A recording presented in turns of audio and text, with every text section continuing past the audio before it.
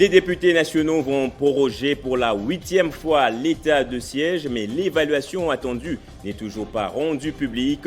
La commission défense et sécurité n'a pas encore donné ses conclusions qui doivent être débattues en plénière. Et situation générale en RDC, le FCC a donné son analyse.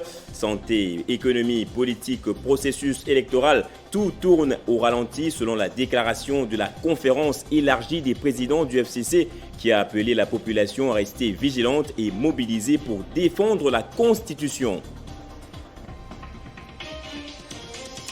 Et obsèques de Gabriel Kyungu-Waku Mwanza, les derniers hommages lui sont rendus ce jour à Lubumbashi en présence du chef de l'État. L'autorité morale de l'UNAFEC sera inhumée dans un mausolée sur la route Kasenga. Et bienvenue à vous tous et merci d'être avec nous sur Télé 50.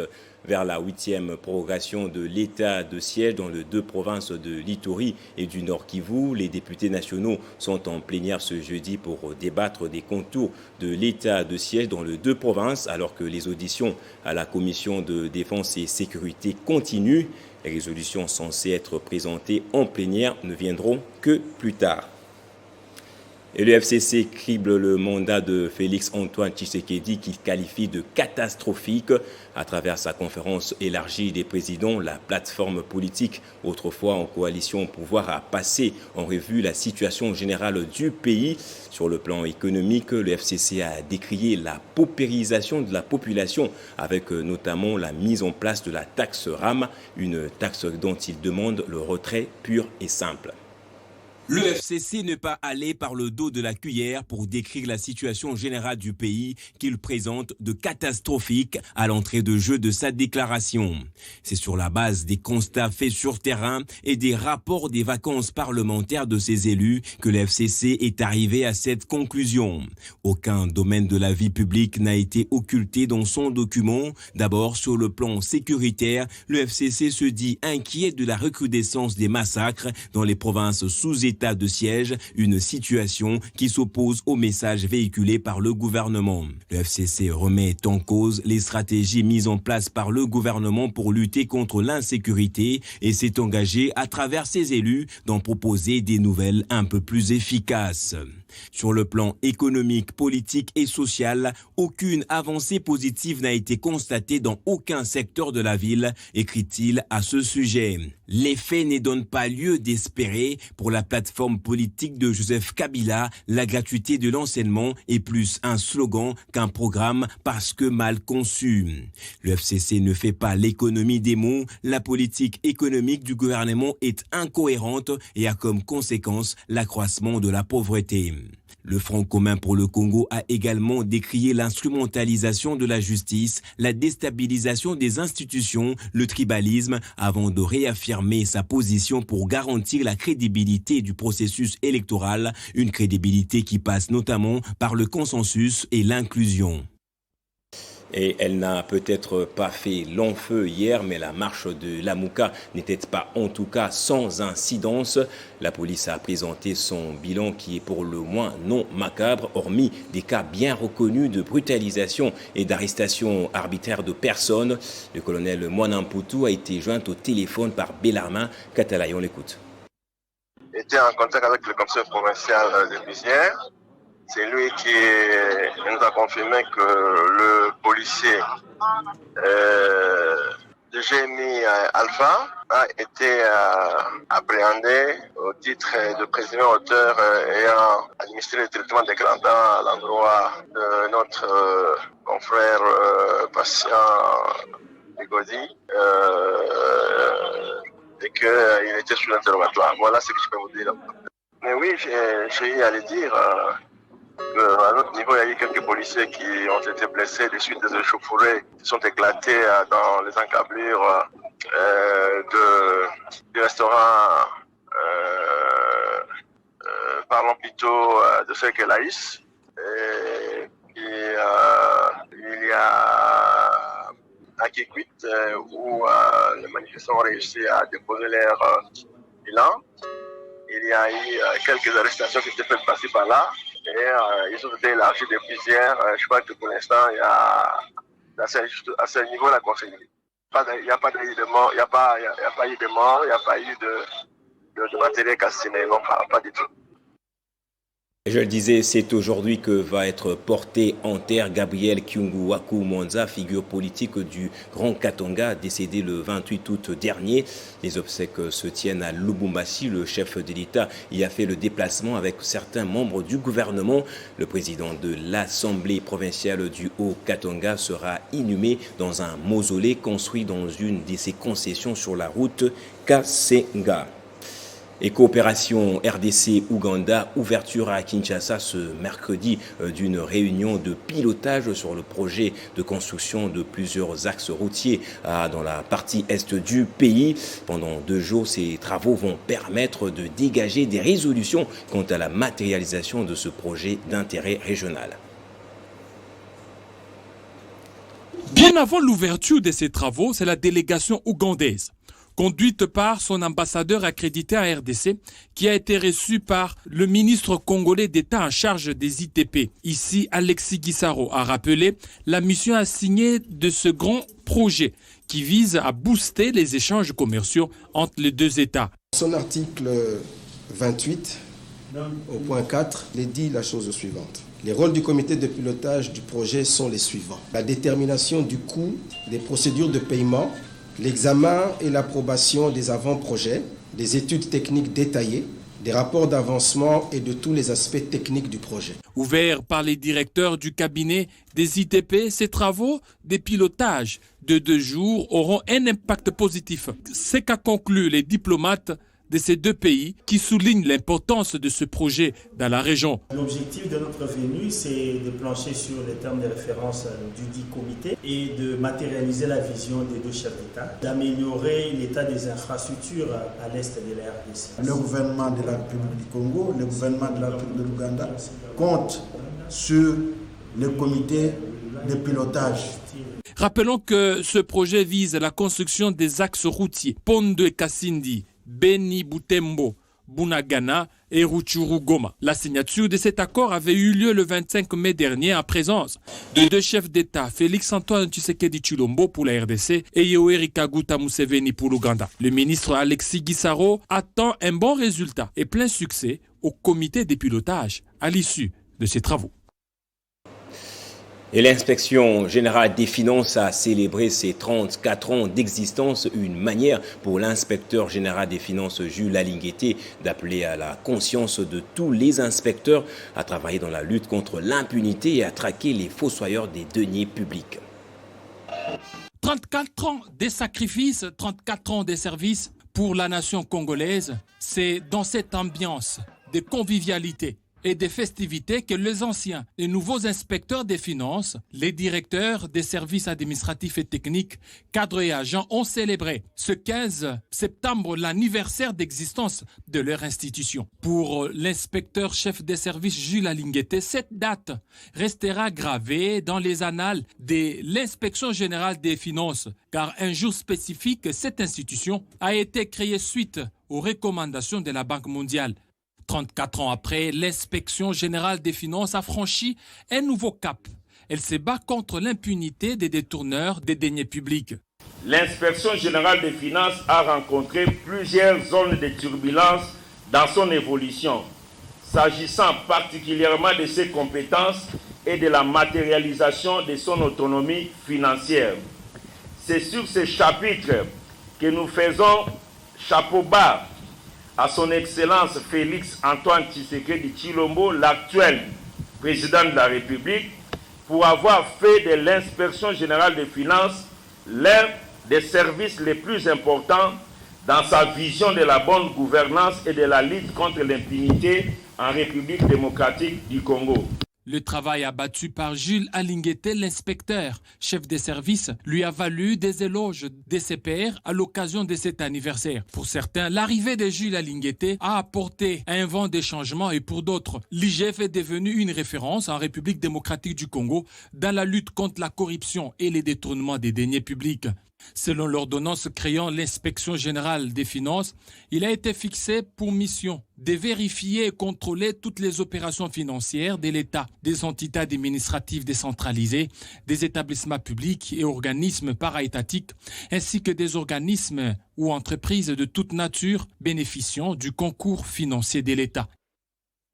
Et une délégation de l'armée suédoise a honoré les pionniers bâtisseurs du Congo et les 13 Suédoises décédées entre 1879 et 1901.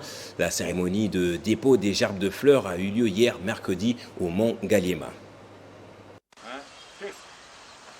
À l'occasion de la commémoration des 60 ans d'anniversaire de la mort de l'ancien secrétaire général des Nations Unies, les Suédois Dag Hammarskjöld, en RDC, une délégation composée de quelques officiers et anciens combattants de l'armée suédoise, sous la conduite de l'ambassadeur de Suède en RDC, Henrik Rasbrand, est allé déposer les gerbes de fleurs au cimetière des pionniers bâtisseurs du Congo. Cette cérémonie en mémoire des 13 ressortissants suédois décédés enterrés dans ces sites entre 1879 et 1901 s'est déroulée ce mercredi 14 septembre 2021 au Mont Ngaliema. Le secrétaire général à la défense, le lieutenant-général Kaumbu Yankole Isidore et celui aux anciens combattants, le général-major Kabwanga Saint-Foros, ont rehaussé de leur présence la dite manifestation. Après les dépôts des gerbes de fleurs, l'ambassadeur Henrik Rasbrand a livré ses impressions à Éco Militaire.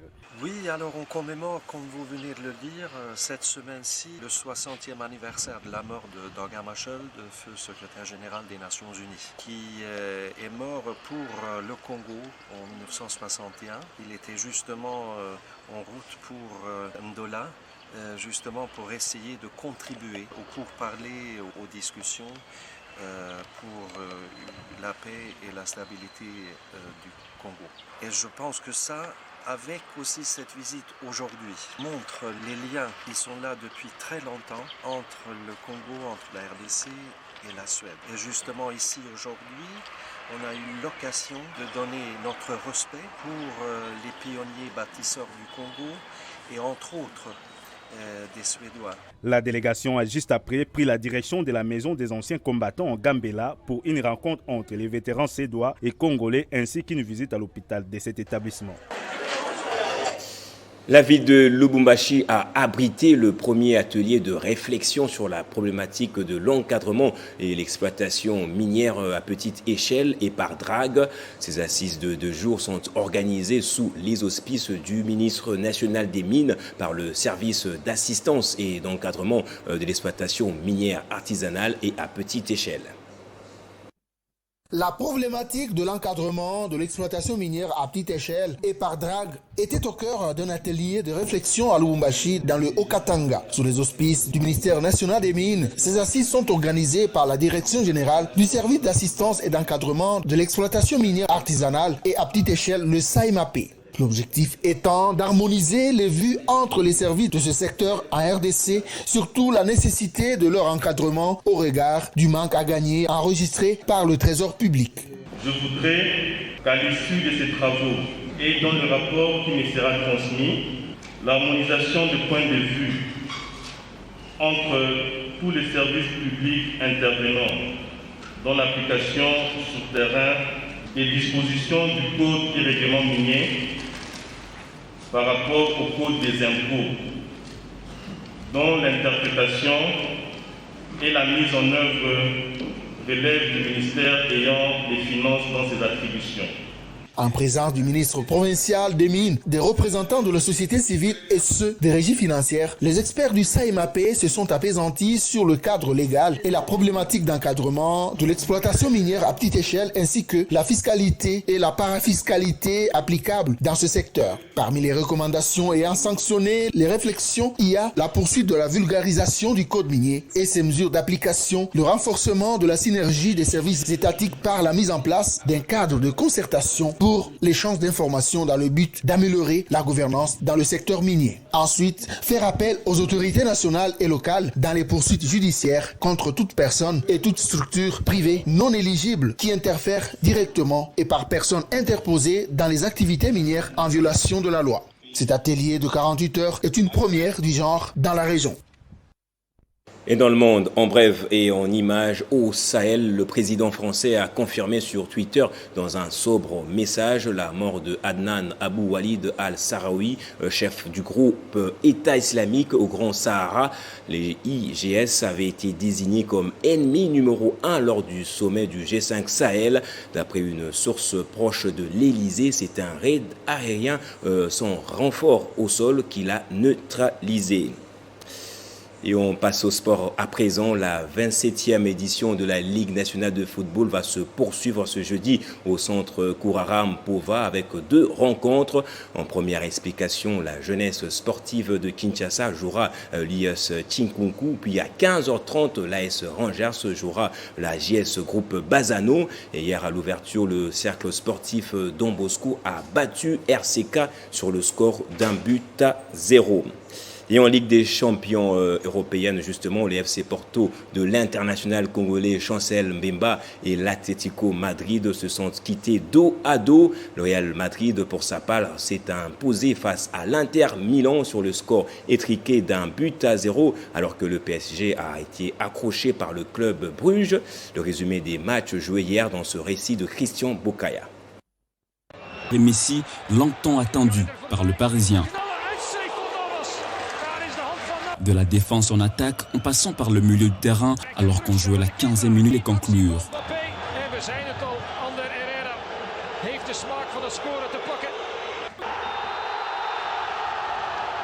Le Real Madrid a fait une bonne opération à Stadio Giuseppe Meazza en se débarrassant de l'Inter Milan sur le score d'1-0 dans un match amplement disputé.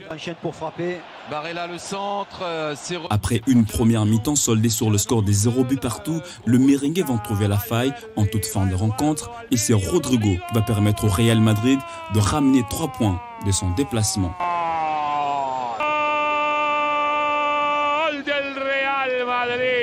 Dans d'autres rencontres de la soirée, Ajax Amsterdam a renvoyé aux études Sporting en lui infligeant un score sans appel de 5-1. Liverpool a battu Milan AC 3-2. Manchester City a giflé Leipzig 6-3. Sheriff Tiras a dominé Shakhtar Donetsk sur la note de 2-0.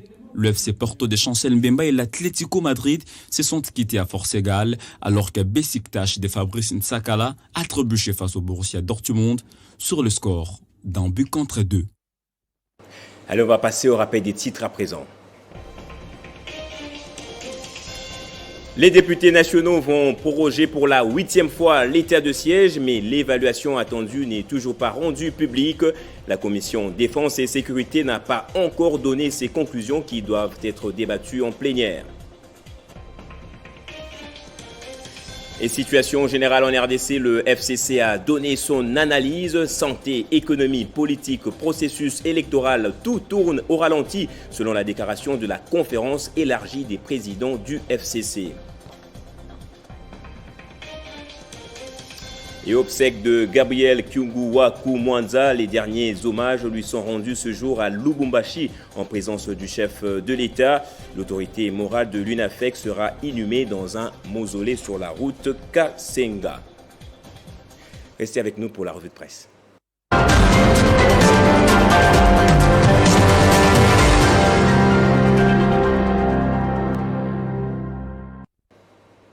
Et pour aujourd'hui, c'est avec Christian Kalonji que nous allons parler revue de presse. Christian Kalonji qui me rejoint déjà de l'autre côté du studio. Bonjour et bienvenue à vous. Bonjour Gaëtan Kouabouranzi, bonjour également à tous ceux qui nous suivent de partout dans le monde. Alors, à la une de votre journaux, de votre revue de presse plutôt, enjeu politique de l'heure, le FCC de Kabila sort de son silence et réagit sur plusieurs sujets d'actualité. Bien évidemment, Gaëtan Kouabouranzi, c'est ce que rapportent plusieurs médias en ligne, dont Actualité.cd qui titre en liminaire, le FCC de Joseph Kabila exige la suppression de la taxe RAM. La conférence des présidents élargie du Front commun pour le Congo a, via une déclaration, déploré la dégradation de la situation politique, économique et sociale en République démocratique du Congo. La famille politique de Joseph Kabila Kabangé révèle que depuis la fin de la coalition FCC cache, plusieurs promesses faites par l'actuel pouvoir en faveur du peuple ne sont toujours pas tenues. Au contraire, précise Actualité.cd, le pouvoir à renforcer la souffrance des Congolais. À titre illustratif, le FCC cite la taxe sur le registre des appareils mobiles RAM instituée sans l'autorisation législative. La famille politique du président honoraire de la RDC exige sa suppression car, dit-elle, c'est une taxe illégale et contre les sociales de la population.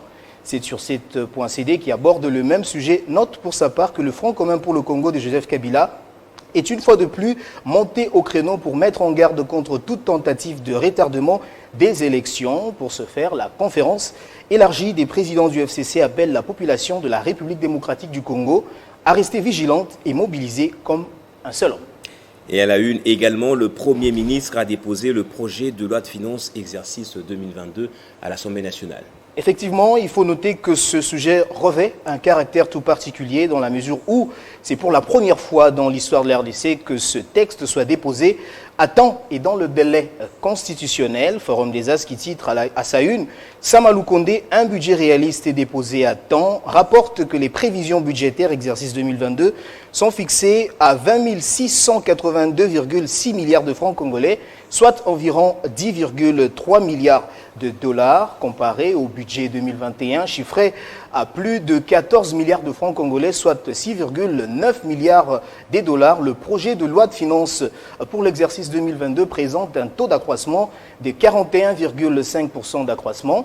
Selon le quotidien La Prospérité qui rapporte les propos de Jean-Michel Samalou Kondé, Premier ministre, cette augmentation s'inscrit dans la continuité de la tendance haussière des recettes publiques internes observée depuis le début de l'année 2022.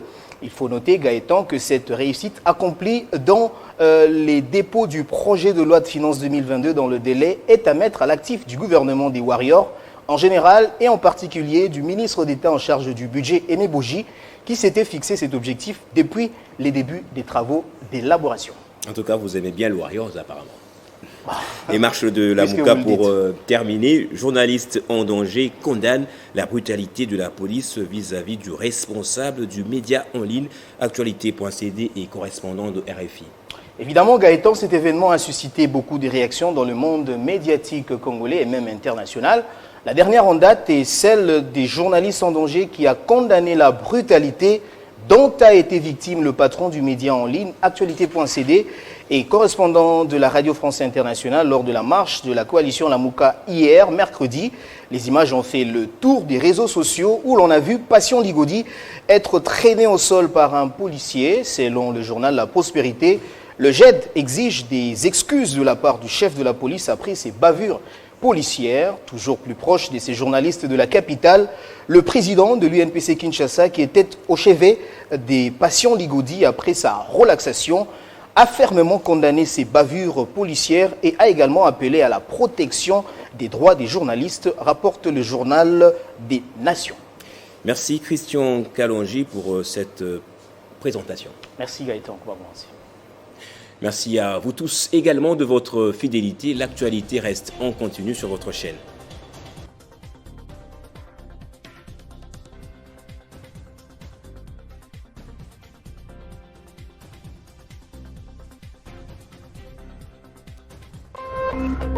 Téléchargez les infos Télé 50 sur www.télé50.cd.